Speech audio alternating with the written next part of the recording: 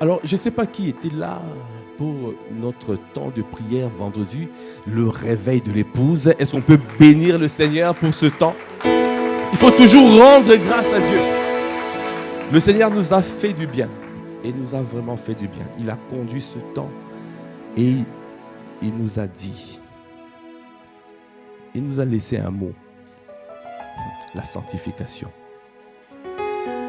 Quelqu'un peut dire, ce que Dieu veut, c'est ta sanctification. Ah, s'il ne veut pas te parler, dis à quelqu'un d'autre, ce que Dieu veut, c'est ta sanctification. Amen. Est-ce que tu peux acclamer les Seigneurs? Amen. La volonté de Dieu, c'est que nous soyons, que nous nous sanctifions. Jésus avait fait une prière dans Jean 17. Amen. Le Seigneur me conduit là. Jean 17.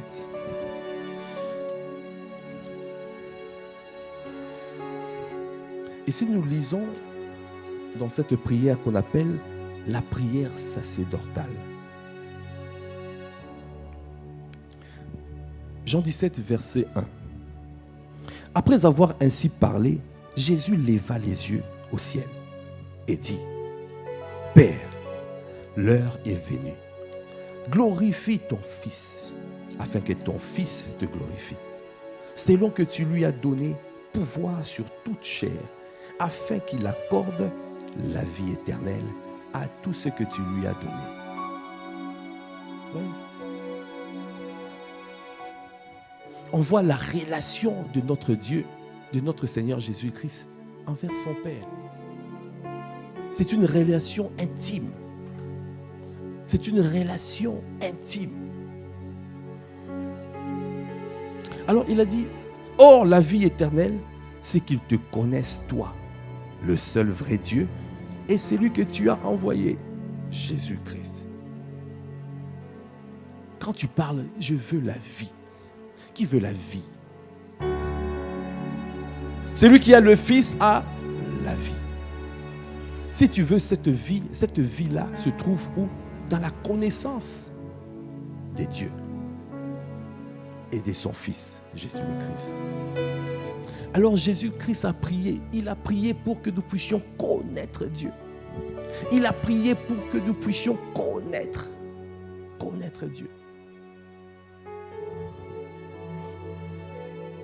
Or, la vie éternelle, c'est qu'ils te connaissent, toi le seul vrai Dieu, et c'est lui que tu as envoyé, Jésus-Christ.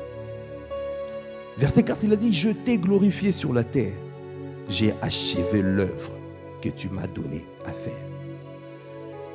Bien-aimé, quand quelqu'un est en train de se préparer pour partir, les mots qui vont sortir, ce sont des mots très importants. Je pense que beaucoup d'entre nous, nous connaissons le laboureur et ses enfants. Non. Un riche laboureur sentant sa mort prochaine fit venir ses enfants, leur parla sans témoin. Oh, je vois, il y a... Est-ce que tu peux acclamer le Seigneur? Waouh! Dis à ton frère, waouh! C'est toujours dans la tête. Tu vois? Quand quelqu'un sent sa mort, quand quelqu'un sent qu'il va partir, qu'est-ce qu'il va faire? Il va rassembler ses enfants. Il les rassemble parce qu'il a un mot important à leur dire. Il a une parole puissante à leur dire. Il a quelque chose d'important. C'est un héritage. Dis à ton frère, à ta soeur, le Seigneur te laisse un héritage. Aujourd'hui, il veut que tu sois conscient de cet héritage. Il veut que tu sois conscient de cet héritage qu'il te laisse. Alors Jésus aussi, il a dit, je t'ai glorifié sur la terre. J'ai achevé l'œuvre que tu m'as donnée à faire. Et maintenant, toi, Père, glorifie-moi auprès de toi-même de la gloire que j'avais auprès de toi avant que le monde soit. Vous voyez? Pourquoi il a dit ça? Parce qu'il s'est dépouillé de toute sa divinité. Il a pris l'apparence d'un simple homme. Il a décidé de payer le prix pour que nous soyons sauvés. Il est devenu péché pour que nous devenions justice de Dieu. Il a souffert pour toi et moi. Est-ce qu'on peut encore acclamer le Seigneur? Est-ce que nous pouvons acclamer notre Seigneur Jésus le Christ? Est-ce que nous pouvons bénir? Est-ce que nous pouvons pousser des cris de joie? Un seul a décidé que nous ne devions pas garder notre condition. Nous étions séparés de Dieu. C'est lui qui est venu restaurer ce lien, cette relation. Il est venu réconcilier les cieux et la terre. Il est venu nous réconcilier avec le Père. Alors qu'il était en train de partir, et là, le Seigneur, il a dit, verset 6, « J'ai fait connaître ton nom aux hommes que tu m'as donnés, du milieu du monde. Ils étaient à toi et tu me les as donnés. Et ils ont gardé ta parole. Maintenant, ils ont connu que tout ce que tu m'as donné vient de toi. Car je leur ai donné les paroles que tu m'as données. » Amen. C'est lui qui a les paroles de vie. C'est lui qui nous a donné les paroles de vie. Et ils les ont reçues. Et ils ont vraiment connu que je suis sorti de toi. Ils ont cru que tu m'as envoyé. C'est pour eux que je prie. Alors, tu vois, Jésus-Christ était en train de prier pour nous. Moi, quand je vois, je sais que notre Dieu, le Seigneur Jésus le Christ, quand il prie, les choses arrivent. Il a dit, devant la tombe de Lazare, on dit, Seigneur, merci de ce que tu m'exauces toujours. Cela veut dire quoi? Quand Jésus-Christ prie, sa prière est toujours efficace. Sa prière est toujours productive. Ah, je pense que quelqu'un... Donc, tu penses que Jésus-Christ a prié. Il a prié pour toi et moi. Et que sa prière n'a pas d'effet.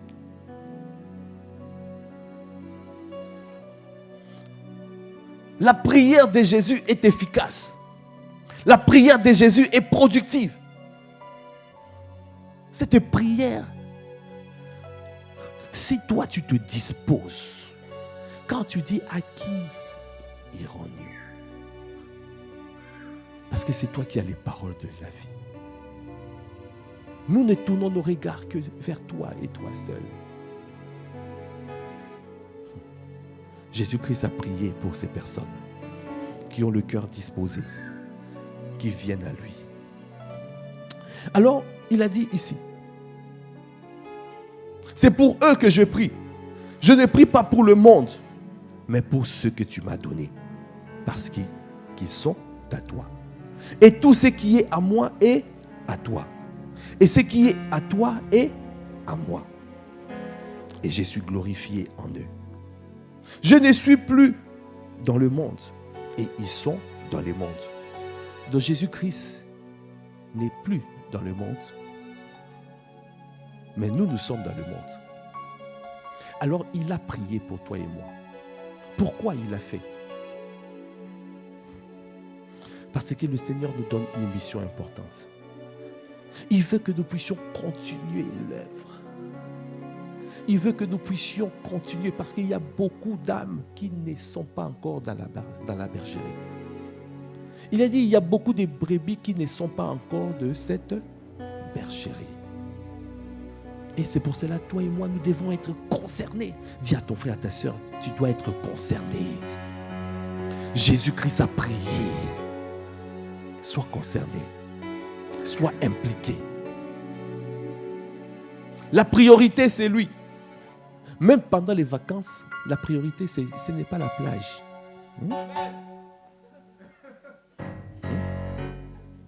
La priorité, ce n'est pas la plage. La priorité, ce n'est pas les courses. La priorité, Ce n'est pas, voilà, des temps, des fêtes avec des amis et tout ça. Non. Même pendant les vacances, tu es en mission. Tu veux aller, où ça? Marseille, Côte d'Azur, tu es en mission. Partout où le Seigneur t'envoie, tu es en mission. Parce qu'il n'a pas changé. Il a dit, je ne suis plus dans le monde, mais ils sont dans le monde. Et je vais à toi, Père Saint. Garde-les en ton nom. Voilà le Seigneur dit, garde-les. Quand je lis cette prière de Jésus, ça me donne de l'assurance, car je sais que la prière de Jésus est, premièrement, efficace. La prière de Jésus est quoi? Est productive. Est-ce que tu peux acclamer les seigneurs? Il a dit, garde-les en ton nom.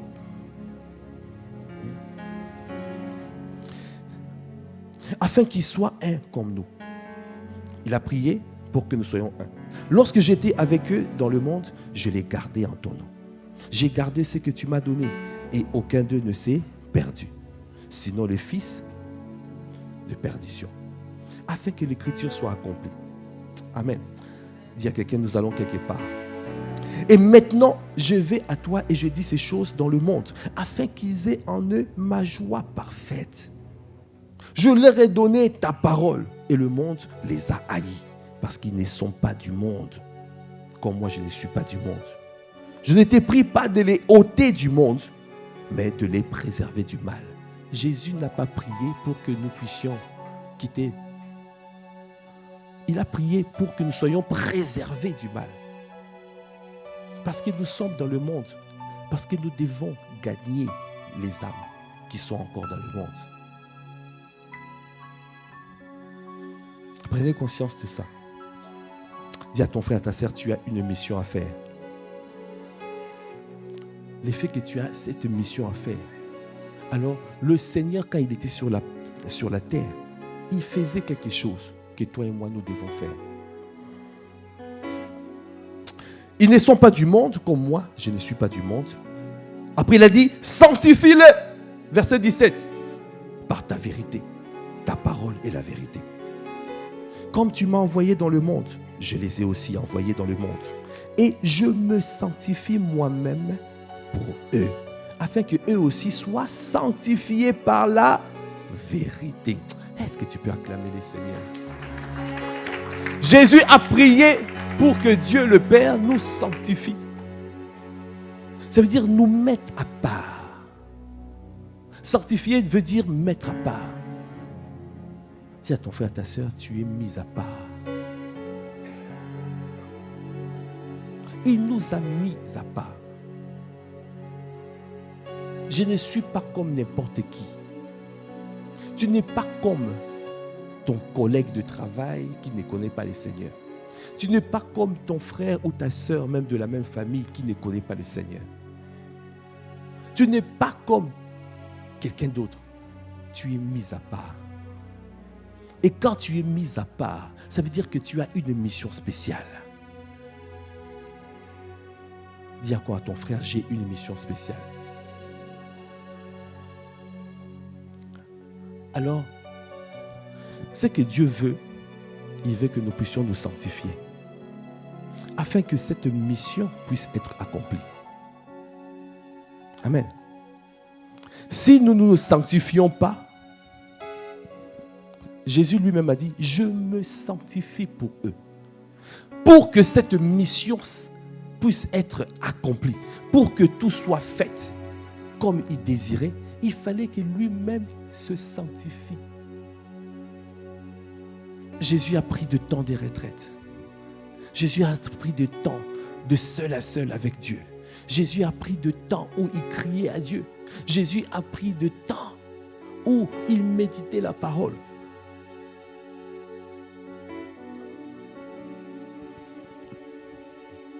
Le titre de ce message aujourd'hui, le titre de ce message, épouse, Dieu veut ta sanctification. Est-ce qu'on peut acclamer le Seigneur? Épouse, Dieu veut ta sanctification. Amen. Alors ici, nous avons vu que Jésus-Christ lui-même se sanctifiait. La sanctification, souvent nous voyons dans plusieurs passages. Il a dit, heureux ceux qui ont le cœur pur, dans Matthieu 5, verset 8. Heureux ceux qui ont le cœur pur, car ils verront Dieu. Ça veut dire que quand tu as le cœur pur, ça veut dire que tu as le cœur de Dieu. Quand tu as le cœur pur, ça veut dire que il n'y a pas de tache. Et quand tu as le cœur pur, ça veut dire que tu peux recevoir, tu peux voir Dieu. Tu peux rentrer dans son intimité. Il a dit aussi, sans la sanctification, nul ne peut rencontrer le Seigneur. Avec ces deux passages, le Seigneur nous dit clairement que si tu veux le rencontrer ou si tu veux le voir, amen, ça veut dire que si tu veux le voir et si tu veux le rencontrer, tu dois te sanctifier. Donc il n'y a pas d'autre alternative. Dis à ton frère, à ta soeur, il n'y a pas d'autre alternative. Arrête de te tromper toi-même par des faux raisonnements.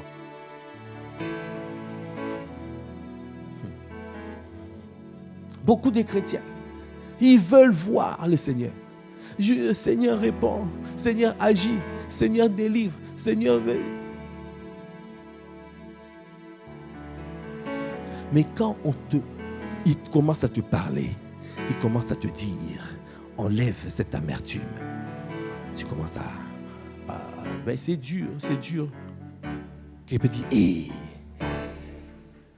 enlève ce manque de pardon. Ah non. Regarde ce qu'il a fait. Non, quand même.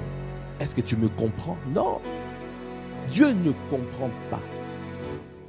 Il ne faut pas faire de type de prière, Seigneur, tu me comprends. Il y en a qui prient, tu me comprends. Tu connais ma disposition de cœur. Non, Dieu regarde ton état. Est-ce que ton cœur est pur ou pas pur? Nous avons un Dieu compatissant. Il est riche en bonté. Il est compatissant. Mais il est un juste juge. Il agit en suivant les principes de justice. Il applique sa parole. Donc pour obtenir quelque chose, pour recevoir, c'est par le biais de la justice. L'amour de Dieu, la compassion, va te pousser à te repentir, à t'humilier, à reconnaître que tu étais loin de lui et à chercher à revenir. Parce que ce que Dieu veut, c'est ta sanctification. C'est la volonté de Dieu. C'est la volonté parfaite de Dieu. Dieu veut que tu te sanctifies. Est-ce que tu peux dire, Dieu veut que je me sanctifie? Dis-lui bien, dis, Dieu veut que je me sanctifie. Maintenant, dis à ton frère de gauche, Dieu veut que tu te sanctifies. Nous sommes rentrés dans cette saison. Dieu veut que nous puissions nous sanctifier. Parce que nous sommes rentrés dans la dimension de l'épouse. L'épouse rentre dans la chambre de son époux. L'épouse, comme on a dit l'autre jour. L'épouse, quand elle vient, elle ne toque pas pour ouvrir la chambre. Parce que l'accès est libre. Le voile est déjà déchiré. Tu as l'accès libre. Est-ce que tu peux acclamer les seigneurs? Alors, si tu ne peux pas dire que le voile, il y a quelque chose qui m'empêche de rentrer dans la présence de Dieu, c'est toi-même. Il y a une porte qui est bloquée. La porte de la sanctification est bloquée. C'est toi-même qui autorise que les entités spirituelles dans le deuxième ciel bloquent cette porte.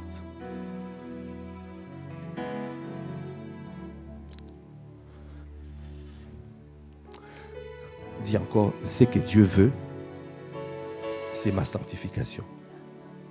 Alors, nous allons voir cette parole dans 1 Thessaloniciens.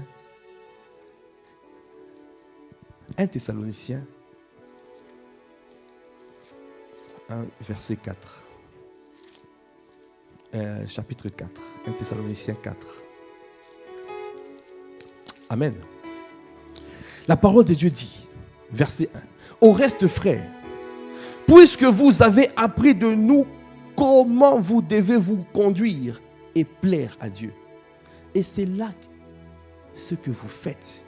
Nous vous prions et nous vous conjurons au nom du Seigneur Jésus de marcher à cet égard de progrès en progrès. Alors, ici, il a dit, vous savez en effet quel précepte nous vous avons donné de la part du Seigneur Jésus. Verset 3, ce que Dieu veut, c'est votre sanctification. C'est ce que Dieu veut. Donc si tu veux marcher avec Dieu, tu dois te sanctifier. Si tu veux recevoir de Dieu, tu dois te sanctifier.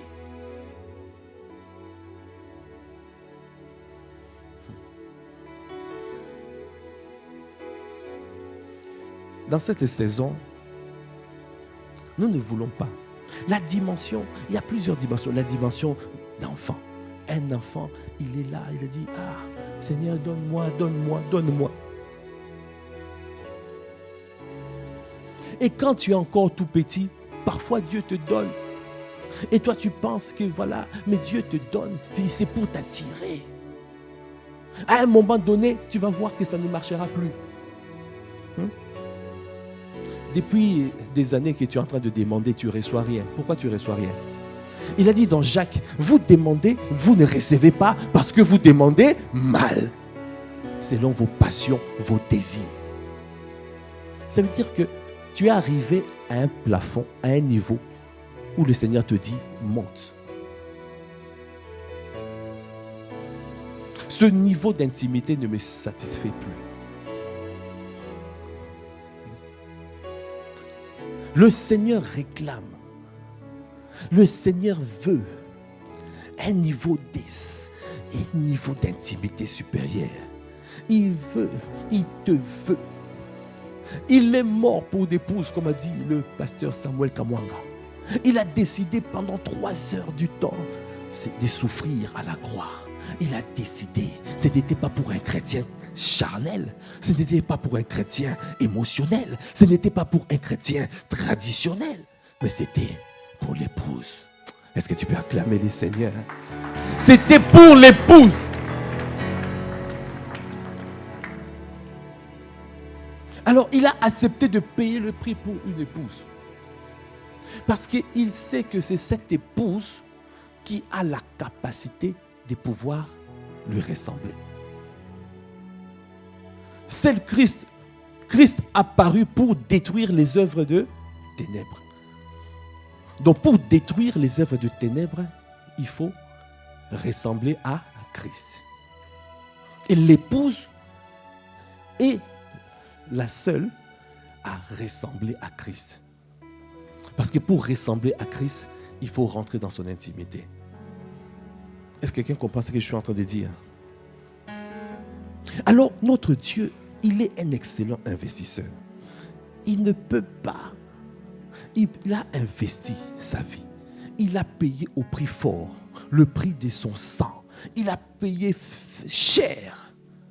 Mais ce n'était pas pour un niveau, juste un niveau de quelqu'un qui a l'amertume. Un niveau de quelqu'un qui ne veut pas pardonner. Parce que la volonté de Dieu, que beaucoup de ses enfants puissent revenir à lui. Nous avons vu dans cette prière de Jean 17, la prière sacerdotale, qu'il a dit, j'ai fini la course, j'ai fini. Maintenant c'est à eux. Je prie maintenant pour eux, afin de continuer à détruire les œuvres de ténèbres.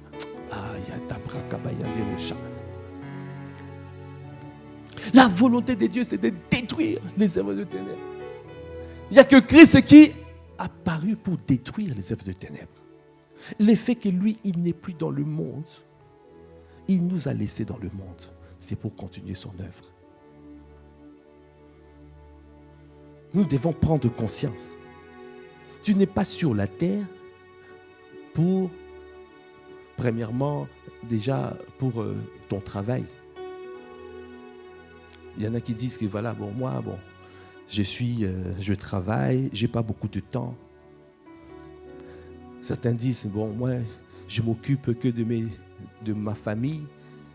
Certains disent que moi, je m'occupe que de mes entreprises. Non.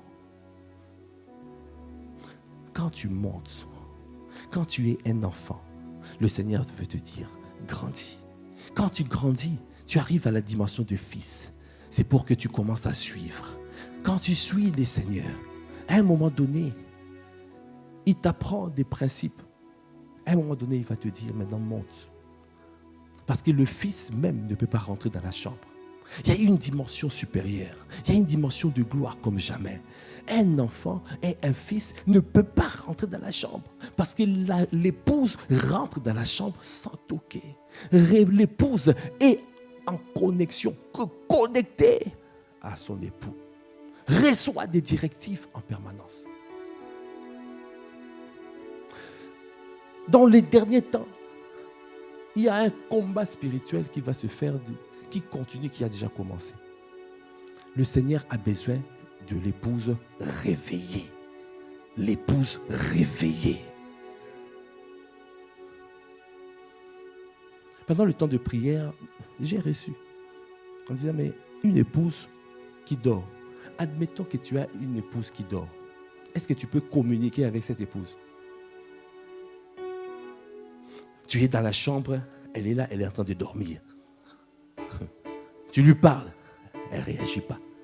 Tu dis, hé, les enfants, il faut faire rien. Elle est en là. Il peut dire, hé, ça c'est la disposition. Quand le Seigneur regarde l'état de l'église, il regarde l'état de l'épouse, il voit une épouse endormie. Et quelqu'un peut dire, hey. Il veut donner des directives. Il veut nous communiquer les stratégies. Comment faire, comment agir. Mais qu'est-ce qui se passe? Nous sommes endormis. Ah, il a dit, réveille-toi, toi qui dors. Relève-toi d'entre les morts. Et Christ t'éclairera. Est-ce que tu peux acclamer les seigneurs? Est-ce qu'il y a quelqu'un qui veut se réveiller aujourd'hui? Est-ce que l'épouse peut se réveiller aujourd'hui? Est-ce que l'épouse veut se réveiller? Alors, qu'est-ce qui fait que l'épouse est assoupie? Une épouse qui ne se sanctifie pas. Parce que la volonté, essayons de comprendre. C'est un combat spirituel. Le combat spirituel, c'est que l'ennemi sera là pour faire en sorte que l'épouse ne communique pas avec l'époux. Donc l'ennemi fera tout pour que tu restes endormi. L'ennemi fera tout pour que tu sois assoupi. Surtout pendant les vacances. Pendant les vacances, depuis le début de l'année, on a eu de temps forts. On a crié à Dieu. Il y a eu des orateurs d'exception. On a eu des temps de prière forts. Et puis, les vacances arrivent. L'ennemi a dit, bon, j'attends les vacances. Pendant les vacances, je vais les assoupir. Et ils vont perdre tout ce qu'ils avaient gagné là. Ouh, ça ne sera pas notre partage dans le nom de Jésus. Même pendant les vacances, nous sommes là fervents d'esprit. Est-ce qu'il y a un fervent d'esprit en ces lieux? Est-ce qu'il y a un fervent d'esprit? Amen. Parce que la volonté de Dieu est que tu restes chaud bouillant. Que tu restes réveillé. Parce qu'il veut communiquer les stratégies. L'ennemi, lui, il veut que tu sois assoupi. Parce que l'esprit des dieux, l'esprit, ton esprit, n'est pas limité. En quelques jours, tu peux devenir Malabar, colosse. Et en quelques minutes, tu peux retomber minus. Qui me dit, hey, minus.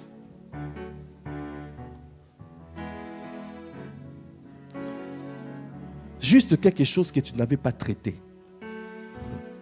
Et encore dans le cœur. Et l'ennemi va dire, comment je vais faire? Ah, je vais utiliser ce qui est encore à moi, dans le cœur. Il crée une situation. Toi, tu avais dit, oui, de toute façon, chacun vivra dans son coin. Tu t'es engueulé avec ton frère et ta sœur.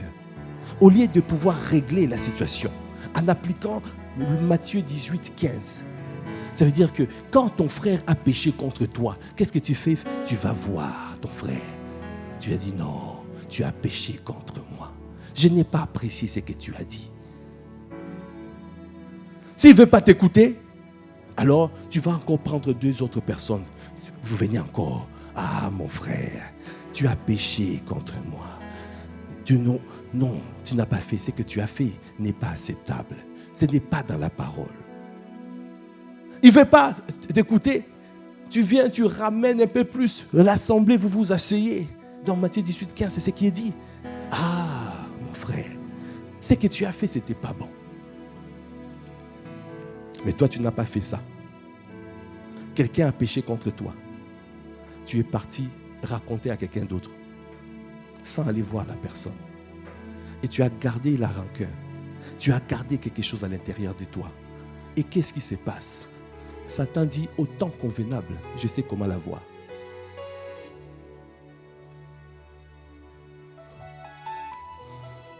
Et toi, tu as tout au long de l'année, depuis le 1er janvier, jusqu'à aujourd'hui, en juillet, c'est en août que tu pars en vacances. Tu es fort, tu es bombé, le torse bombé. Tu dis, aujourd'hui, je rentre dans ma destinée. Dès que tu commences, premier jour de vacances, il y a quelqu'un que tu ne voulais pas rencontrer. Vous vous rencontrez à la plage. Là, tu vas dire, mais Seigneur, je suis parti me reposer. Hey, c'est que tu n'avais pas traité à l'intérieur de toi. L'ennemi, pouf, te fait exploser. Tu deviens un minus. Toi qui étais Malabar. Bien-aimé, je viens te dire, ne laisse pas la place à l'ennemi. Ne laisse rien à l'ennemi. Tu dois traiter tout ce qui est dans ton cœur. Tu ne dois pas laisser les choses que l'ennemi veut regarder. Enlève les mauvais trésors. Dis à ton frère, à ta soeur, enlève les mauvais trésors de ton cœur. Dis bien, enlève les mauvais trésors.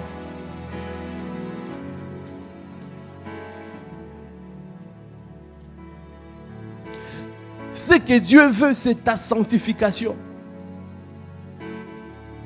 Parce que si tu te sanctifies, tu es mis à part. Ça veut dire que tu lui donnes le droit de te garder. Ça veut dire que tu lui donnes le droit de te protéger. Parce qu'il a dit, 2 hommes ne peuvent pas marcher ensemble s'ils ne sont pas d'accord. Si tu as quelque chose qui n'est pas, quand je regarde, toi et moi, on ne se ressemble pas. Je ne peux pas marcher avec toi.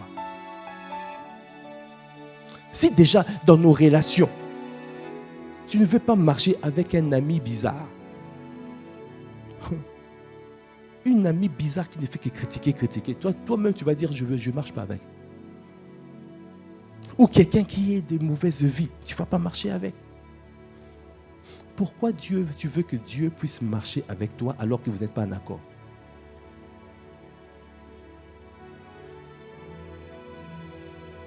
Parce que Dieu regarde au cœur. Il voit dans le cœur. Il te dit, enlève ça. Et tu ne veux pas. Et toi tu dis, non, je suis en train de faire un travail. Je fais un travail. Tu en as fait un CDI. Enlève l'amertume. CDI. Enlève le manque de pardon, CDI.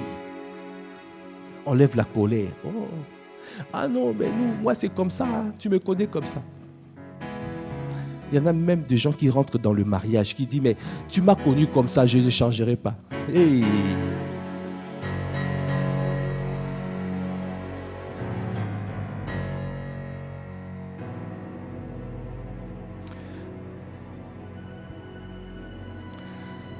Dis encore à ton frère, ce que Dieu veut, c'est votre sanctification. On revient dans 1 Thessaloniciens 4, verset 3 maintenant. Voilà. Ce que Dieu veut, c'est votre sanctification. C'est ce que vous absteniez de la débauche. C'est que chacun de vous sache posséder son corps dans la sainteté et l'honnêteté. La sainteté et l'honnêteté. La sainteté, ça veut dire quoi? Ça veut dire que garder la parole. La sainteté, ça veut dire que ce que Dieu a dit, moi je mets ça en pratique. Parce que lui, il est saint. Pour marcher avec lui, je dois marcher dans la sainteté. Parce que sinon, lui, on se trompe nous-mêmes. Il y en a qui pensent que voilà, il marche avec Dieu. Et il est même fier. Et ici, c'est le Saint-Esprit. Et ici, c'est... Et là, le Saint-Esprit est là. Il est en train de regarder. Miséricorde. Tu ne gardes pas la parole. Il a dit premièrement, tu dois que chacun puisse marcher dans la sainteté. Tu dois garder la parole. Garder la parole, ça veut dire que c'est appliquer ce que Dieu a dit dans sa parole. La sanctification, ça veut dire c'est simplement, il a dit, lui, il est sans tache, ni ride, ni rien de semblable, pure, sainte et irréprochable. C'est cette dimension de l'épouse. Il veut voir son épouse comme ça. Alors il paye le prix pour son épouse. C'est pour ça qu'il a dit, pour l'amour des Sion, je ne me tairai pas. Tous les jours, il paye le prix. Il s'est livré. Christ s'est livré. Il s'est livré pour toi et moi. Il s'est livré. Il nous a sanctifiés. Et il nous a purifiés. Le Seigneur nous a mis à part. Et tous les jours, il nous sanctifie par sa parole. Tous les jours, il nous donne la parole pour être sanctifié. Tous les jours. Mais quand tu reçois cette parole, qu'est-ce que tu fais? Est-ce que tu prends le temps de méditer? Ou tu attends le dimanche prochain? Et tu es un dimancheur?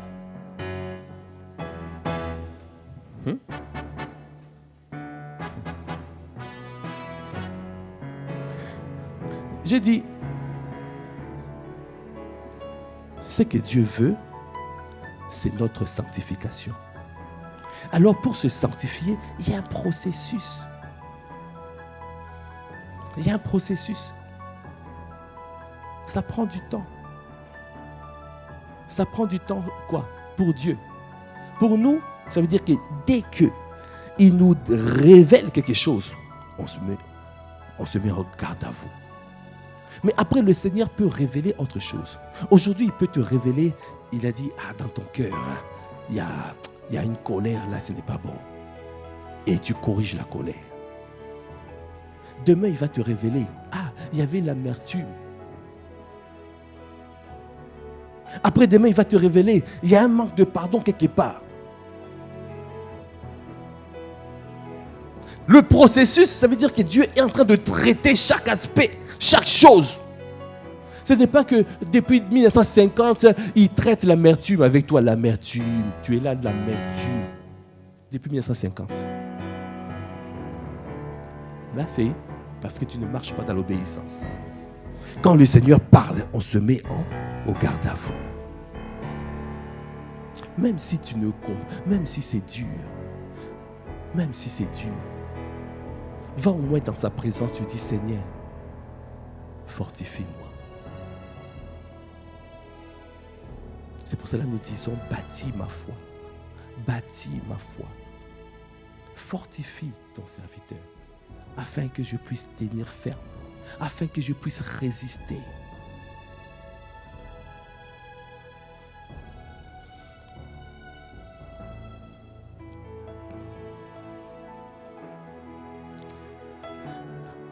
Que chacun marche dans la sanctification, dans la sainteté et dans l'honnêteté. L'honnêteté, ça veut dire que tu crois à ce qu'il te dit. Tu crois véritablement. Tu es intègre à l'intérieur. Tu crois que ce qu'il a dit et tu crois que cette parole va te changer.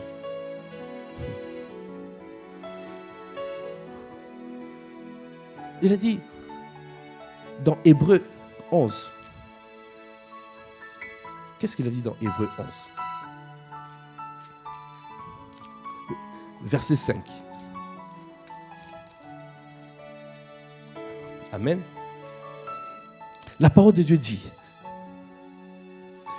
bon, c'est par la foi que Enoch fut enlevé pour qu'il ne voie point la mort. Et il ne parut plus parce que Dieu l'avait enlevé. Car avant son enlèvement, il avait reçu le témoignage qu'il était agréable à Dieu. Alors, sans la foi, il est impossible de lui être agréable. Car il faut que celui qui s'approche de Dieu croit que Dieu est. En grec, c'est croire que Dieu est. Donc ça veut dire que tu crois qu'il est là. Tu crois qu'il est présent. Tu crois qu'il est là. Tu crois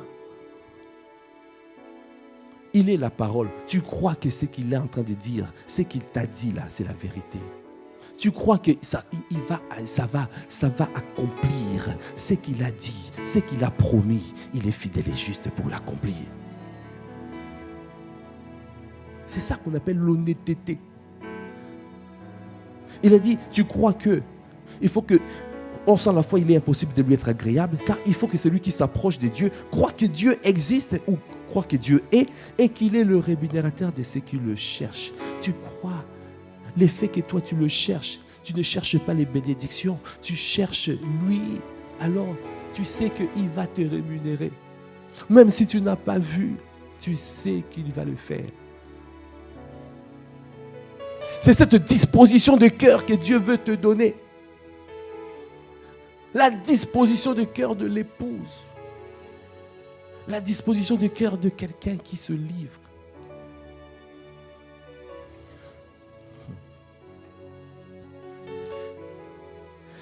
Il veut que nous puissions nous livrer totalement. Il veut que nous puissions nous livrer, nous donner entièrement. C'est pour cela qu'il a dit ici, dans Romains 12. Je vous exhorte donc, frères, par les compassions de Dieu, à offrir vos corps comme un sacrifice vivant, saint, agréable à Dieu, ce qui sera de votre part un culte raisonnable. Il veut que nous puissions nous livrer, offrir nos corps. Parce que c'est... Ne dis pas que mais bon, j'arrive pas. Mais est-ce que déjà tu as la volonté? Si tu n'as pas la volonté, qu'est-ce qu'il faut faire? Si tu n'as pas la volonté, on fait quoi? On demande la volonté. Tu peux rester 4 heures de prière juste pour demander la volonté de Dieu. Seigneur, donne-moi la volonté. Donne-moi la volonté. L'envie de changer. Il y en a qui n'ont pas envie de changer. Tu veux rester comme tu es. Comment Dieu va te changer si toi-même tu n'as pas envie?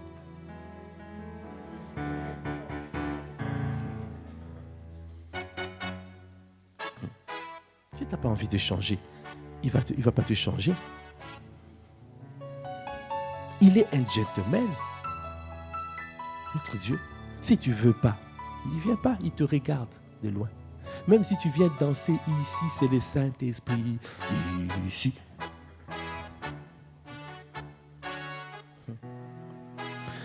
Tu te mens toi-même. Le Saint-Esprit sait que tu mens. Toi-même, tu sais que tu mens. Le diable sait que tu mens.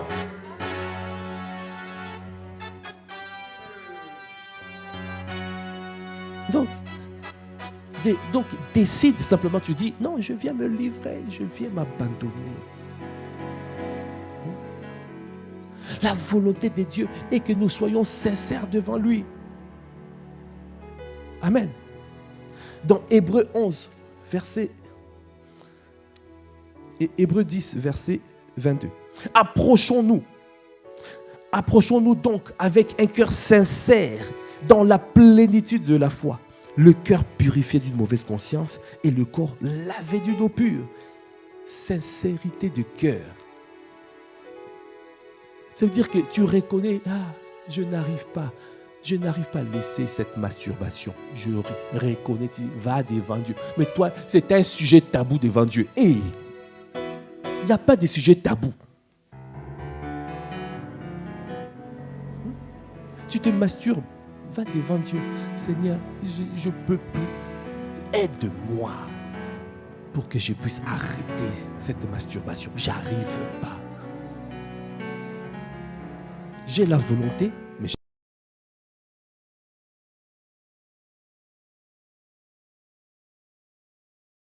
si tu n'as pas envie, demande-lui, Seigneur, purifie mon cœur.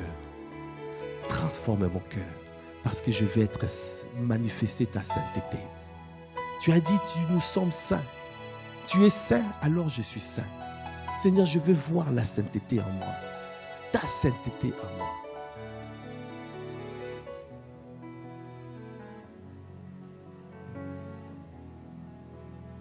Oui. Dans ce livre, L'onction de l'épouse, que vraiment je recommande à chacun, Amen, de pasteur Samuel Kamwanga.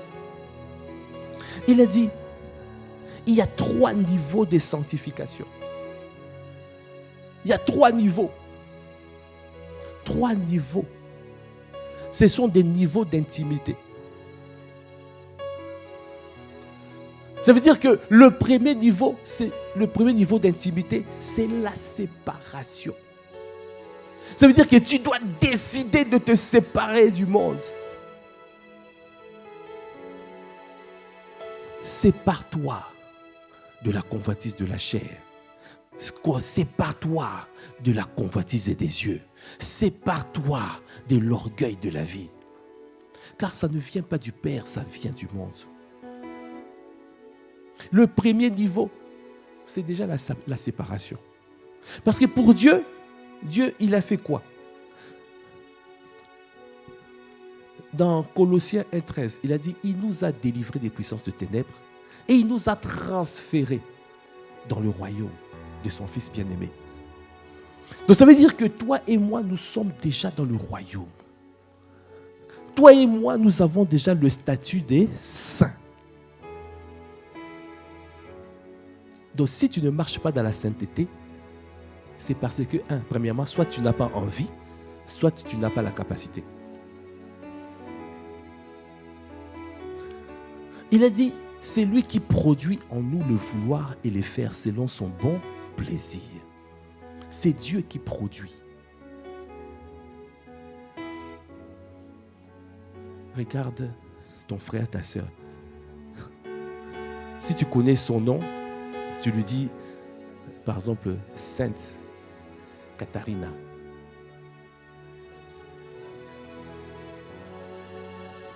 Saint Hyacinthe. Sainte Tonisha. Sainte. Saint Valo. Saint Valo. Oh.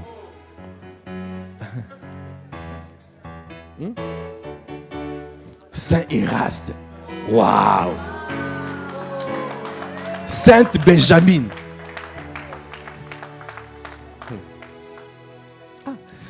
Vous voyez, il y a beaucoup d'entre nous ici n'ont même pas la conscience de ça. Tu te regardes pas, tu te regardes souillé, sale et tout ça. Donc déjà, quand tu ne te vois pas comme Dieu te voit, tu ne peux pas saisir cette dimension-là. La première des choses, tu dois te voir comme Dieu te voit. Il a dit de toi que tu es saint. Alors assume. Dis à ton frère, tu dois assumer ta sainteté. Assume. Assume. Pourquoi tu ne veux pas qu'on t'appelle Sainte Angèle? Pourquoi tu ne veux pas? Tu es sainte. Sainte Nancy.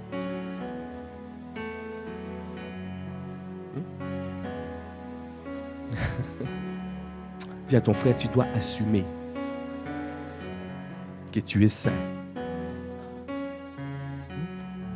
Donc, la première des choses, le premier niveau, c'est déjà, tu dois te dire que, premièrement, je suis déjà séparé du monde. Alors, je dois prendre conscience que je suis séparé du monde. Alors, je dois marcher en suivant ce que Dieu me dit de faire et de dire, d'accomplir. Je dois marcher comme lui, il a marché sur la terre. Il a dit dans sa parole, sépare-toi. On va lire dans 2 Corinthiens 6, verset 17. 2 Corinthiens 6, verset 17.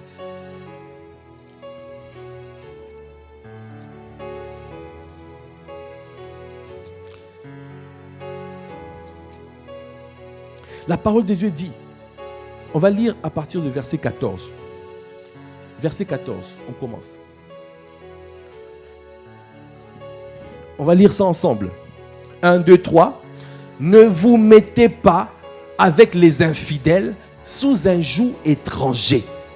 Car quel rapport y a-t-il entre la justice et l'iniquité? Ou qu'y a-t-il de commun entre la lumière et les ténèbres? La suite. Quel accord y a-t-il entre Christ et Bélial?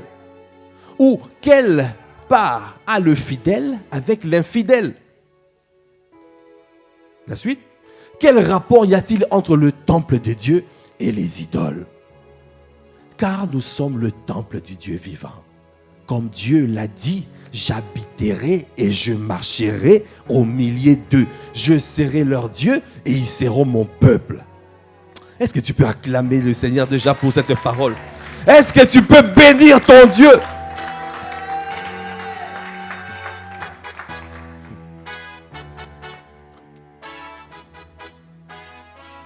Voilà ce que Dieu dit de toi.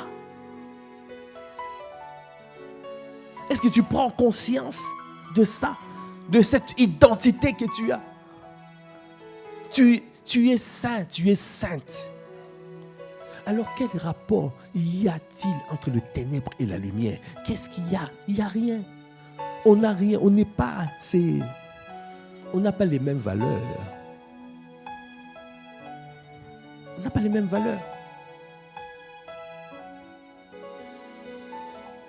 Si tu es toujours dans les luttes, c'est parce que tu n'as pas accepté cette parole.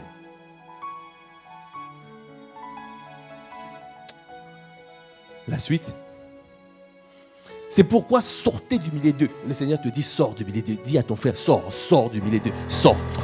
Dis sortez du milieu d'eux.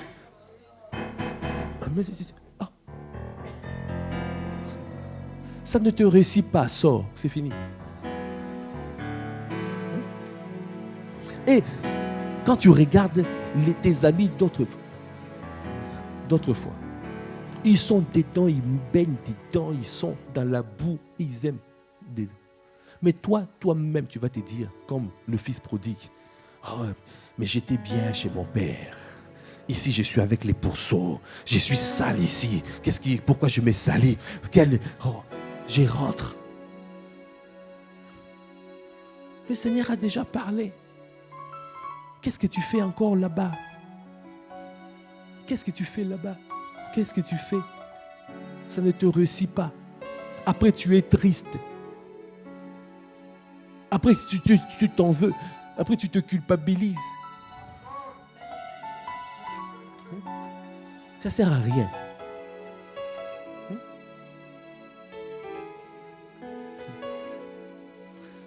sortez du milieu d'eux et séparez-vous, dit le Seigneur. Ne touchez pas à ce qui est impur et je vous accueillerai. Est-ce que tu peux acclamer le Seigneur? Amen. Verset 18, il a dit, je serai pour vous un père et vous serez pour moi des fils et des filles, dit le Seigneur Tout-Puissant. Ça veut dire, quand on dit le Seigneur Tout-Puissant, ça veut dire quoi? Tout-Puissant. Ça veut dire El Shaddai. Ça veut dire qu'il est capable de tout. Là où tu te dis c'est impossible, lui il dit le Seigneur Tout-Puissant. El Shaddai. Il est tout suffisant. Ça veut dire qu'il n'y a pas en dehors de lui, il n'y a pas d'autre solution. Il n'y a pas de voie dérobée, il n'y a pas d'alternative. C'est en lui. Il est le chemin, la vérité et la vie. Est-ce que tu peux acclamer le Seigneur? Vous voyez, le premier niveau de sanctification, c'est déjà de prendre conscience de ça. Que tu as été transféré du royaume des ténèbres vers le royaume de lumière. Amen. Et donc du coup, l'effet que je sais que je suis saint, alors je marche dans la sainteté. J'accepte ce statut. Et maintenant, je me sépare du monde. Je décide de me séparer du monde. Dieu veut que tu décides. On a vu. Si tu n'as pas envie, demande l'envie. Il est capable de te donner le vouloir et le faire selon son bon plaisir. Si tu as l'envie, mais tu n'as pas la capacité, demande la capacité. Tu as dit, j'ai la volonté, mais je n'ai pas la capacité. Dieu t'a donné le programme. Mais ce qui se passe, tu ne le fais pas. Tu crois que ça va venir comme ça va. Non, mais l'ennemi n'a aucun intérêt de te lâcher. Il rôde comme un lion rugissant autour de toi comme ça. Il rôde. Il cherche qui dévorer. Il a dit, soumettez-vous à Dieu et résistez au diable. Il fuira loin de toi. Ah, ça sera ton partage dans le nom de Jésus. En se soumettant, ça veut dire que tu acceptes ton identité. Amen. Alors, quand tu as accepté l'identité, alors tu passes au deuxième niveau. Donc, ça veut dire que tu acceptes maintenant de travailler. On fait un travail de purification. Amen. Qui veut se purifier? Il y a le travail de purification.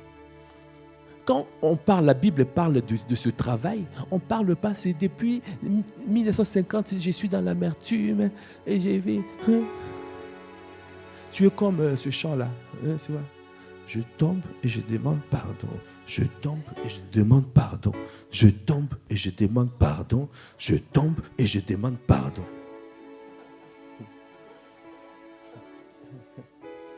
Il y en a beaucoup. Le client n'est pas loin. Je tombe, je demande pardon. Et pourtant, ce n'était pas ce chant-là. Le chant, on a dit ton pied, mon pied. C'est ça? Avec Jésus, c'est ton pied, mon pied. C'est pas je tombe, je demande pardon. Je tombe, je demande.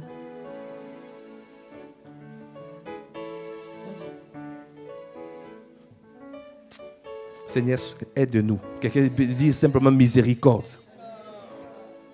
Alors, la deuxième étape, c'est la purification. Purification. Le Seigneur veut nous purifier. Alors, tu dois rentrer dans ce processus de purification. Ça veut dire que tu es sincère devant lui. Dès que tu vois quelque chose qui n'est pas de lui, tu ne caches pas. C'est pour ça qu'il a dit dans Proverbe 28, 13, il a dit, c'est lui qui cache ses transgressions ne prospère pas. Mais c'est lui qui les avoue et les délaisse, obtient miséricorde. Ça veut dire, tu ne caches pas. Devant lui, tu dis, j'ai eu une colère. Oh, ne dis pas simplement, Seigneur, je demande pardon pour la colère. Non. Ça veut dire que tu dois dire, aller jusqu'à la racine de cette colère. Il y en a qui demandent pardon, juste, ah Seigneur, pardonne-moi pour la colère. Non. Non, tu dois dire, Seigneur, je te demande pardon pour la colère qui est arrivée à cause de la jalousie que j'avais contre cette sœur qui est arrivée là. Et tu lui as donné déjà un fiancé, alors que moi j'attends depuis longtemps.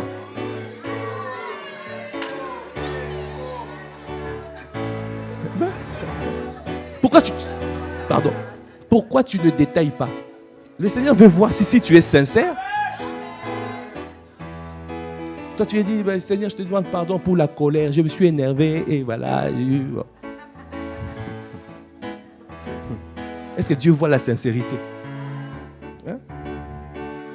Quelqu'un qui est sincère doit pouvoir dire. Ça veut dire que tu exprimes. Tu dis, ah Seigneur, non. Tu veux voir ce que David a dit. On va les dire. Tu vas voir quelqu'un qui se répand correctement. Quand on fait ce travail de purification, on se répand sincèrement. Psaume 51. Alors, verset 2. Lorsque Nathan, le prophète, vient à lui après que David fut allé vers Bathsheba. Dans le contexte, David, après un temps de guerre, il a dit, je vais me reposer. Ah, il a dit vacances.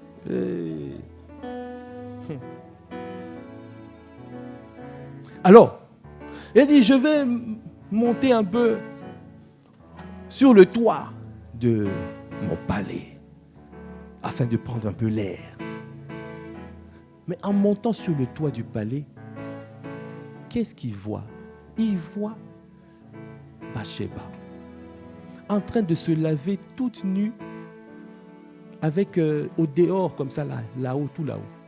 Elle se disait probablement il n'y a personne qui va monter sur le toit et va me voir. Et David a regardé et dit, waouh, c'est qui cette belle femme? Directement, la convoitise est rentrée. David a demandé qu'on puisse la ramener, Bathsheba. Il s'est renseigné, on lui a dit, c'est la femme d'Uri, ton chef de guerre. Donc David savait bien ce qu'il faisait. Mais malgré ça, il a couché avec Bathsheba. Mais ce qui ne devait pas arriver, arriva. Bathsheba est tombée enceinte. Et Bathsheba dit, ah, je suis tombée enceinte. David a dit, mais non, c'est pas possible. On doit enlever ça. Ou on doit trouver une solution. Non. Je suis un roi. Je suis Dieu. Donc, il a regardé à son statut. Il a regardé, il a fait ce qu'on appelle la fuite. Il n'a pas vu le mal qu'il faisait, mais il était en train de se dérober. Combien de fois tu te caches dans le péché? Combien de fois tu veux sauver ta réputation? Combien de fois tu veux sauver? Qu'est-ce qu'on va dire de moi? Alors que Dieu veut que tu sois sincère devant lui, toi tu veux, mais qu'est-ce qu'on va dire de moi?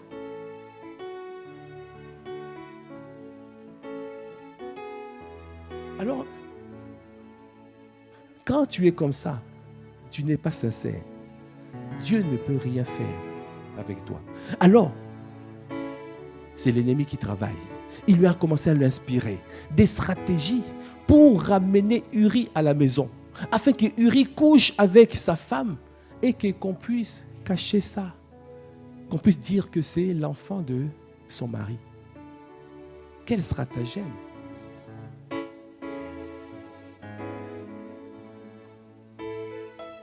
Alors, jusqu'à ce que, finalement, il a fini, comme ça n'a pas marché, il a fini par tuer Uri.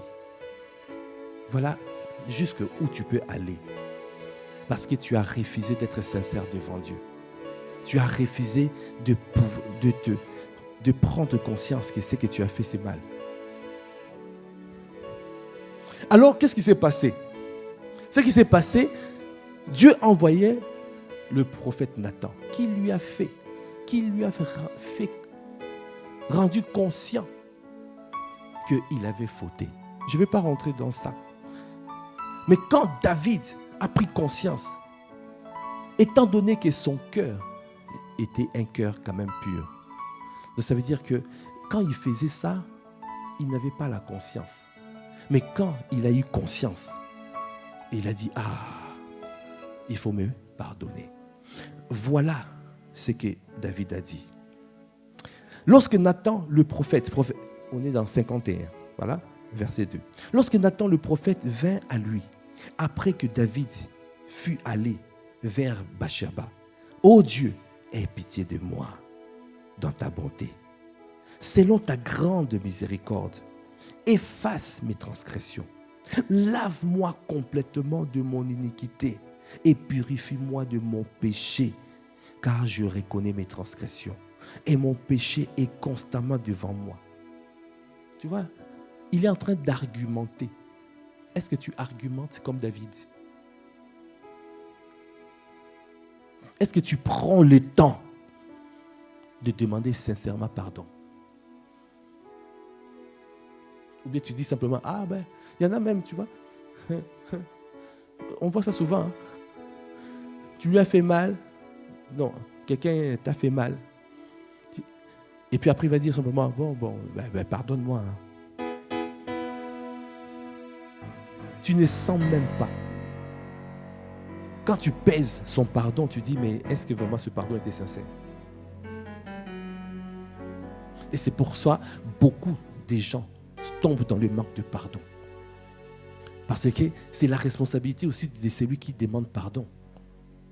Quand tu demandes pardon et tu n'es pas sincère, tu n'es pas en train de garder le cœur de ton frère. Hey! Parce que tu es en train d'amener ce frère à un manque de pardon.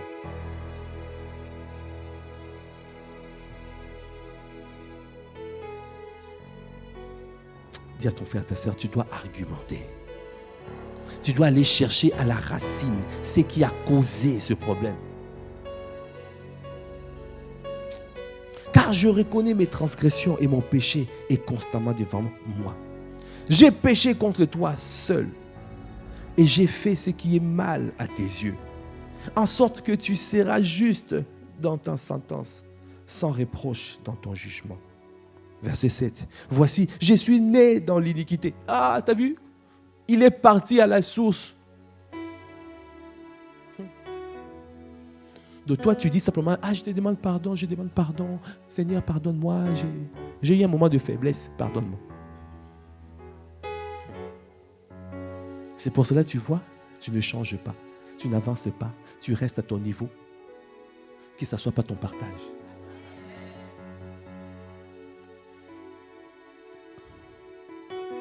Je suis né dans l'iniquité et ma mère m'a conçu dans le péché. Mais tu veux que la vérité soit au fond du cœur. Fais donc pénétrer la sagesse au-dedans de moi. Purifie-moi avec l'hysope et je serai pur. Lave-moi et je serai plus blanc que la neige. Annonce-moi l'allégresse et la joie. Et les eaux que tu as brisées se réjouiront. Détourne ton regard de mes péchés. Efface toutes mes iniquités. Ô Dieu, crée en moi un cœur pur. Renouvelle en moi un esprit bien disposé. Ne me rejette pas loin de ta face. Ne me retire pas ton Esprit Saint. Rends-moi la joie de ton salut et qu'un esprit de bonne volonté me soutienne. Après, quand tout ce que tu fais, tu dois le faire dans l'intérêt de Dieu. Là, Dieu a dit, bon, j'ai vu, ok, tu t'es excusé, mais c'est quoi mon intérêt dedans? Et là, comme David connaît le cœur de Dieu, il a dit, maintenant je vais rentrer dans l'intérêt du Père.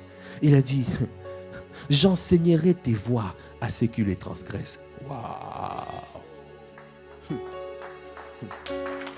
Est-ce que tu atteins cette dimension de repentance? Qu'est-ce que tu as compris que tu peux enseigner aux autres? Hein? Hein? Ouais. Qu'est-ce que tu as compris? Moi, je rends grâce à Dieu pour l'école, là où moi je suis passé, avec les pères. Seigneur, parfois il m'est arrivé aussi de fauter, mais le Seigneur m'a fait grâce. Et quand on se présentait devant le Père, c'était vraiment pour comprendre. Est-ce que tu as compris l'erreur que tu as faite? Et comment tu peux enseigner ça aux autres?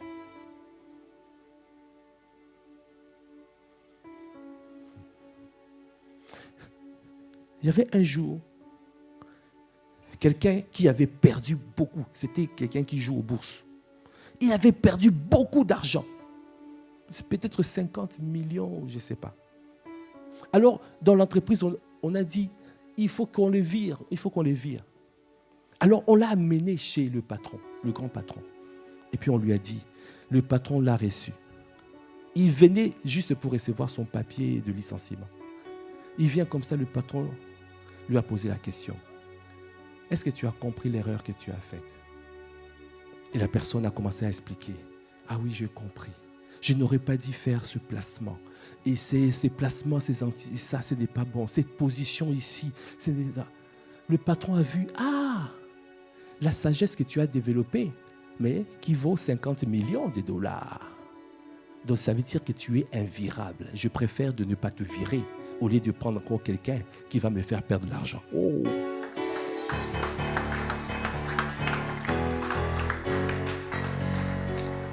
Vous voyez? Comment tu viens? Comment? Parce que c'est Dieu qui guérit. C'est Dieu qui restaure. C'est Dieu qui délivre. Tout ce que nous recevons de Dieu. Est-ce que tu parviens à la tristesse de Dieu? Est-ce que il y a cette tristesse-là, la tristesse de Dieu? Quand Dieu ne voit pas la tristesse de Dieu, il va dire non, tu n'as pas, c'est léger ton pardon. C'est léger.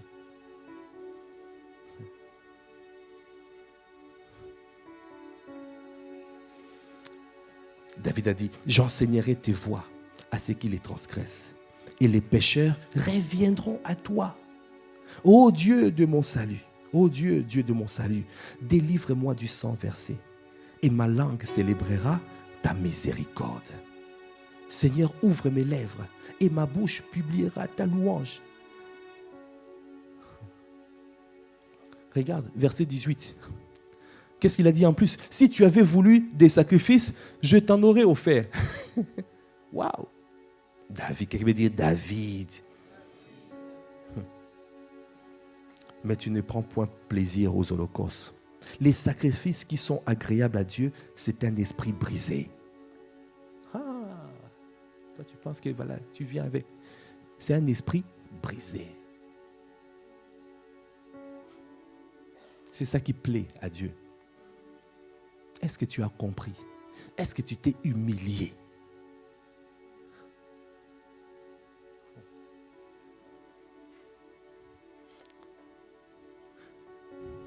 Oh Dieu, tu ne dédaignes pas un cœur brisé et contrit. Répands par ta grâce tes bienfaits sur Sion.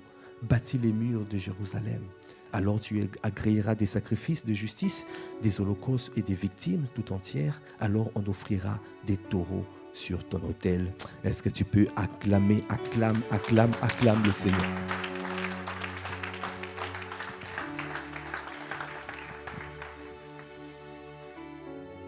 Donc la purification, ça peut être la purification par le feu. Dieu va te passer par des moments comme ça de feu. C'est pour enlever les impuretés. Et il peut te laver par l'eau pour que tu sois blanc comme la neige. Par la parole, il te sanctifie. Par le feu, par la présence, la puissance de Dieu, il va te faire passer par les épreuves difficiles. C'est pour que tu puisses être brisé.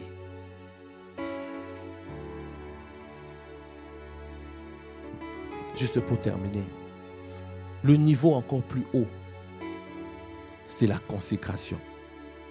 On a dit niveau 1, la séparation. Niveau 2, la purification. Et niveau haut, pour terminer, la consécration. Ça veut dire que toute ta vie, tu es là consacré. Ça veut dire que tu es pour lui. Tu vis pour lui. L'épouse porte sur la tête un voile. Le voile ou la chevelure, garde la longue chevelure. C'est la marque de l'autorité dont elle dépend. Et quand tu regardes, ça c'est dans 1 Corinthiens 11, quand tu regardes, la volonté de Dieu est que nous, en tant qu'épouses, que nous puissions nous mettre à part, nous sanctifier, nous être consacrés pour lui. Et quand on nous regarde, on dit, ils sont réservés pour le roi, pour l'époux. C'est notre consécration qu'il désire. Jésus-Christ, quand il est arrivé, il a dit quoi? Dans Ésaïe 61, il a dit, l'Esprit du Seigneur, il m'a consacré par onction. Il a fait ça où? À Nazareth. C'était à Nazareth. Nazareth veut dire consacré. Quand on parle des Nazaréens, c'est des consacrés. C'est pour cela même Samson, il était nazaréen, il était consacré. C'est pour cela, eux là-bas, ils avaient la longue chevelure. C'est pour cela Samson, il ne fallait pas qu'on coupait ses cheveux. Quelqu'un qui se coupe ses cheveux, c'est comme si il n'est plus consacré. Ce n'est pas physiquement on parle, c'est la dimension spirituelle. Ça veut dire qu'on est à lui. On doit plaire à lui. On doit vivre pour lui. On doit vivre pour son bon plaisir. Matin, midi, soir, on est à lui. Jésus-Christ a dit, je me sanctifie pour eux, afin qu'eux aussi, qu'ils puissent se sanctifier. Se sanctifier, ça veut dire mis à part. Dieu veut nous mettre à part pour continuer son œuvre. Lui, il a fait son œuvre et il veut que nous puissions continuer son œuvre. Pour que les vies soient sauvées, les vies soient délivrées, les âmes gagnées. Il ne nous a pas mis sur la terre juste pour faire la fête et non. C'est que Dieu veut, c'est ta sanctification. Parce que la sanctification, c'est ça qui te permet de rentrer dans sa présence sans toquer, sans pleurer, sans demander, est-ce que tu peux m'ouvrir? Dès qu'il y a une épouse qui commence à demander à son mari, ouvre-moi s'il te plaît, je vais rentrer. Ça veut dire qu'elle n'est plus épouse. L'épouse rentre comme ça.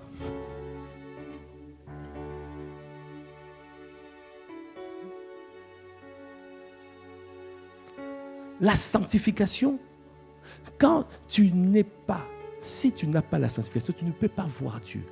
L'épouse voit Dieu en permanence. Alors Dieu veut quelqu'un qui est consacré. Comme il a dit dans Éphésiens 5. C'est pour cela qu'il travaille. Il veut que nous puissions augmenter notre niveau de sanctification afin que nous puissions devenir sans tache, ni ride, ni rien de semblable, pure, sainte, irréprochable.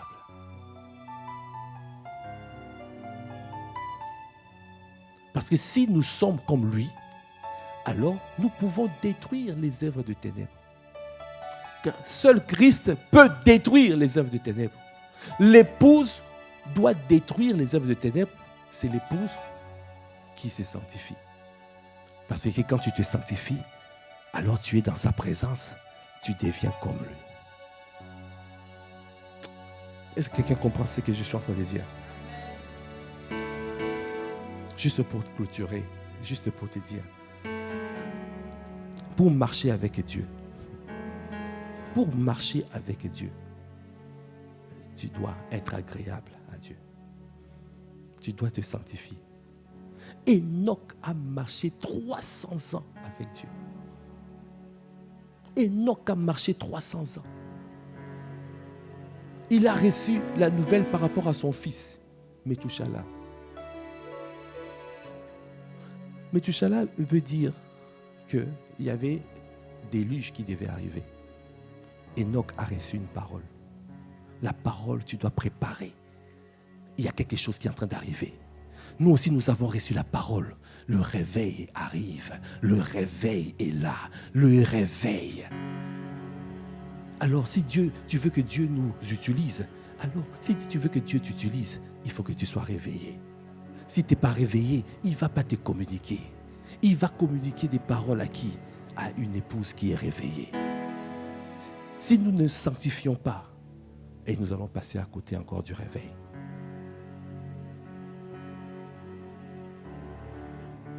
C'est pour cela que cette parole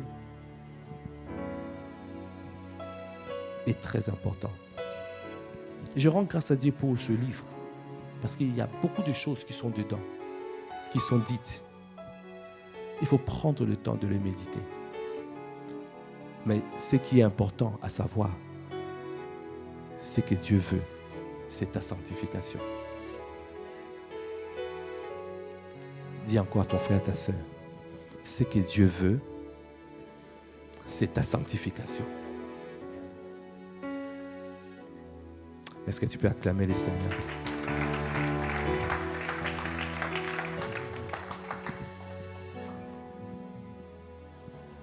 Si nous pouvons nous tenir debout, nous allons juste consacrer-nous.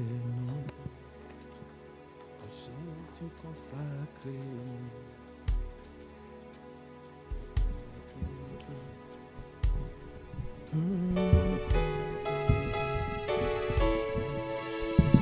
Consacrez-nous. Oh Jésus, consacrez-nous.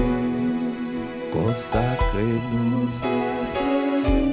Oh Jésus. Consacrez-nous. Oh Jésus. Je t'en supplie, consacrez-nous. Oh Jésus. Nous voulons demeurer dans ton intimité. Oh Jésus. Nous ne voulons pas rester à ce niveau. Oh Jésus. Je t'en supplie, consacrez-nous. Consacrez-nous. Je t'en supplie, consacrez-nous. Car nous désirons être des hommes et des femmes de ton intimité. Consacrez-nous. Ne nous laisse pas banal. Ne nous laisse pas. Ne nous laisse pas à ce niveau. Ne nous laisse pas charnel. Ne nous laisse pas. Ah Seigneur, nous te demandons. Nous avons la volonté, mais nous n'avons pas la capacité. Nous attendons, Seigneur, nous t'attendons. Viens, Seigneur, opérer dans les cœurs. Opère dans nos cœurs, je t'en supplie. Viens enlever ce qui n'est pas de toi. Enlève la folie qui est attachée au cœur de l'enfant. Accorde-nous la grâce, Seigneur, de nous sanctifier. Accorde-nous la grâce de garder les cœurs purs, comme David, Yekataya, quand tu lui montres, quand tu pointes le doigt sur un aspect de sa vie, sur un péché, Akatabrakabaya, David n'a pas cherché à éviter, à garder. Oh, quand Dieu lui a parlé, il a compris que c'était Dieu qui lui parlait. Alors il s'est rangé. Il a demandé un pardon sincère. Il a demandé un pardon sincère. Il a dit, cœur, crée en moi. Oh Dieu, crée en moi un cœur pur. Et renouvelle en moi un esprit bien disposé. Fais-le dans la vie de mon frère. Fais-le dans la vie de ma soeur. Seigneur, je t'en supplie. Oh, consacre-nous. Seigneur, nous voulons être purs devant toi. Nous voulons, Seigneur, nous préserver, être des vases d'honneur, prêts à être utilisés pour ton œuvre. Seigneur, je t'en supplie, oh, consacre-nous. Consacre-nous. Dans cette saison où tu nous fais rentrer dans la dimension de l'épouse, nous voulons être l'épouse qui rentre dans ton intimité, l'épouse qui demeure dans ton intimité, l'épouse qui est réveillée. L'épouse qui est réveillée, c'est l'épouse qui communique avec son époux. Accorde-nous la grâce d'être consacrés. Accorde-nous la grâce, Seigneur, de nous séparer du monde, de nous séparer de la convoitise de la chair, de la convoitise des yeux, de l'orgueil de la vie. Je t'en supplie. Oh, Seigneur, je t'en supplie. Accorde-nous la grâce, Seigneur, de nous purifier tous les jours de nos vies. Donne-nous à nous purifier. Ne nous laisse pas ce niveau. Purifie-nous, Seigneur, par ton feu. Purifie-nous, enlève les impuretés, enlève les impuretés, enlève les souillures par ton feu. Viens détruire, viens endommager tout ce qui n'est pas de toi. Endommage, endommage, viens détruire, viens enlever. Akatayanda, oh, consacre-nous. Seigneur, je t'en supplie. Nous avons la volonté, mais pas la capacité. Seigneur, je t'en supplie. Nous nous humilions ce midi, nous nous humilions. Accorde-nous la grâce d'être cette épouse consacrée, cette épouse qui se purifie, qui se purifie. Ah Seigneur, lave-nous, lave-nous par ta parole, lave-nous par ta parole, lave-nous Seigneur. Donne-nous à méditer ta parole, à être des hommes et des femmes qui recherchent ta parole, qui recherchent à méditer ta parole.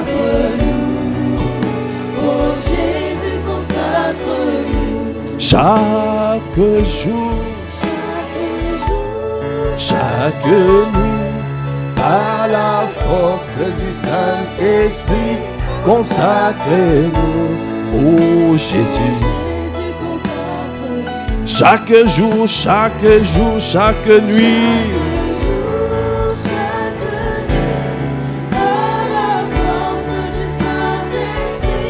Consacre-nous.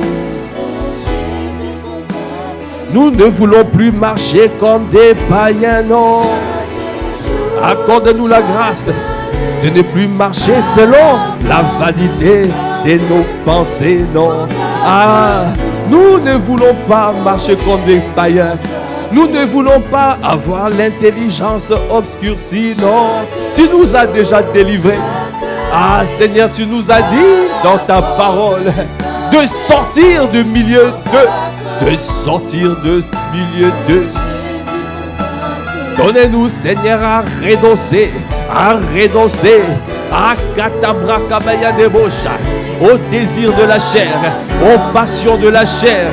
Ayanda Moshe, nous renonçons au Kabrakabayane deboshana. Donnez-nous à renouveler notre intelligence, Yenda Babayane debosha, afin de revêtir Christ, de revêtir Christ, de revêtir Christ, de revêtir Christ. Consacrez-nous. Élève la voix, parle-lui. Ah Seigneur, je t'en supplie, Consacre-nous, consacre mon frère, consacre ma soeur. Accorde-nous la grâce, Seigneur, de ne plus marcher comme les païens qui marchent selon la vanité de leurs pensées. Ah, ils ont l'intelligence obscurcie. Ils sont étrangers à la vie de Dieu à cause de l'ignorance qui est en eux, à cause de l'endurcissement de leur cœur. Ayant perdu tout sentiment, ils se sont livrés au dérèglement pour commettre toute espèce d'impureté jointe à la cupidité. Ah Seigneur, accorde-nous la grâce de pouvoir être consacrés, Yenda brakabaya devoshanda.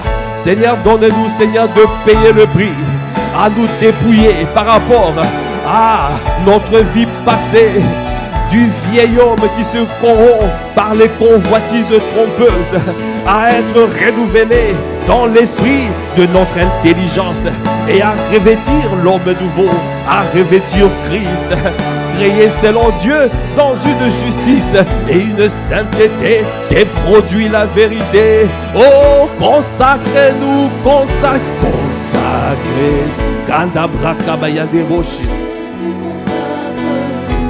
je t'en supplie, consacrez-nous. Oh Jésus, nous nous humilions, consacrez-nous. Mets-nous à part pour toi, pour être des vases d'honneur,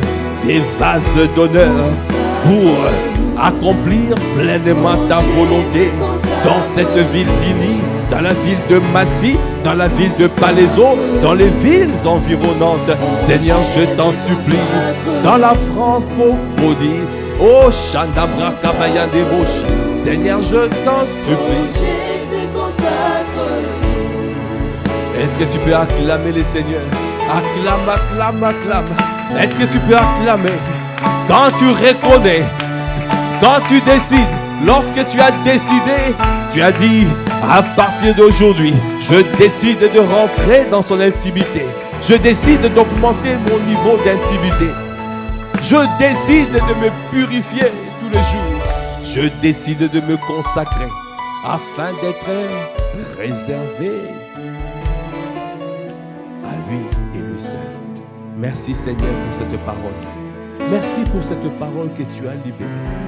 Merci Seigneur pour les grâces que tu as déversées.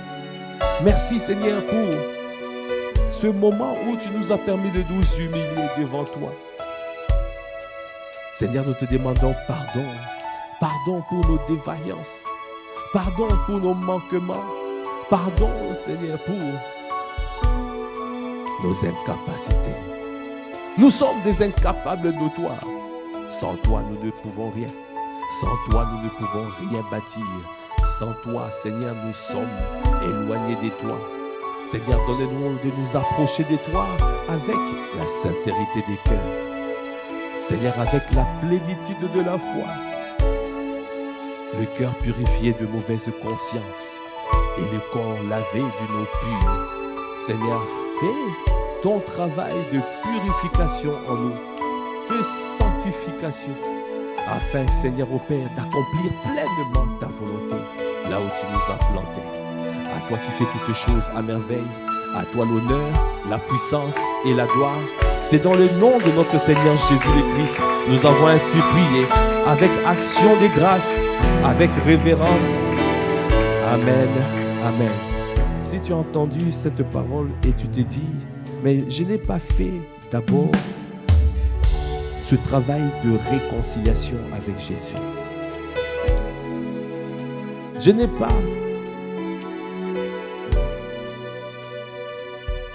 je suis